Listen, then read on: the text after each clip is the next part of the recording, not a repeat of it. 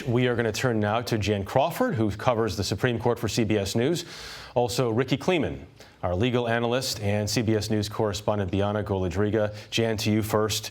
The Brett Kavanaugh we saw today was a lot different than the one we saw on Monday night. Oh, it was complete emotion. You saw anger, outrage, indignation, and even almost kind of humiliation. I think when he got most kind of emotional was when he was talking about his parents, his children, his friends, people that you could almost sense that he had felt that he had let them down. He had tried so hard, and now they were getting dragged through this, and his name was getting dragged through this. It was full-on onslaught of emotion, which is what we saw with Justice Thomas back in 1991, and as the president said, what he had hoped to see from Judge Kavanaugh. And of course, this was a man who's been accused of something he said absolutely didn't happen.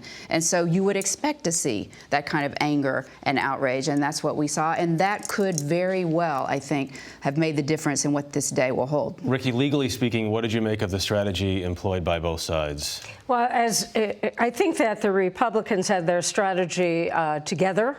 They were cohesive. They went forward understanding about how they were going to portray this in terms of it being a Democratic ploy to be able to delay till after the midterms.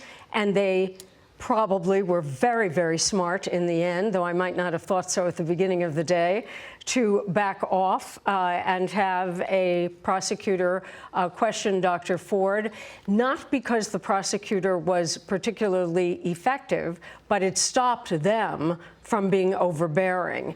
And one of the things they chose was to let Dr. Ford be thought of as truthful but mistaken.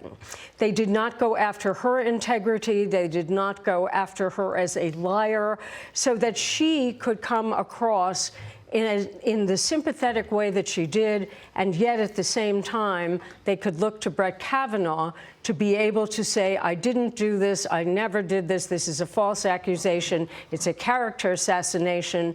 And what has happened here has dramatically affected the life of my family and me. Yeah. And regardless of what happens, look, we've coined this as a tale of two hearings, right? You heard from Dr. Ford this morning, and you saw a lot of Republicans who are very nervous going into Judge Kavanaugh's testimony. I think they probably feel they heard what they needed to hear, but regardless as to whether or not he's confirmed, we haven't heard the end of Dr. Ford, and she will be a rallying cry for many women going forward, not only through the midterms, but in the years ahead, as a symbol of a movement the same way that Anita Hill was in 1991. Jan, how did this differ? I mean, you covered the Anita Hill Clarence Thomas hearing so well, you've done so much reporting on it. How was this different today, if at all? The big difference was who asked the questions. And I think that was the lesson from 1991 for the Republican senators, that they do not want to be seen cross-examining Ford, and back then it was a disaster in some ways for the way they inspector questioning in particular. Yes, among others, absolutely. So that was a big difference. Justice Thomas, of course, was confirmed in a Democratic Senate. Okay, Jan Crawford, Rikki Klieman, Bianna Golodryga, so good to have all of you here all day long.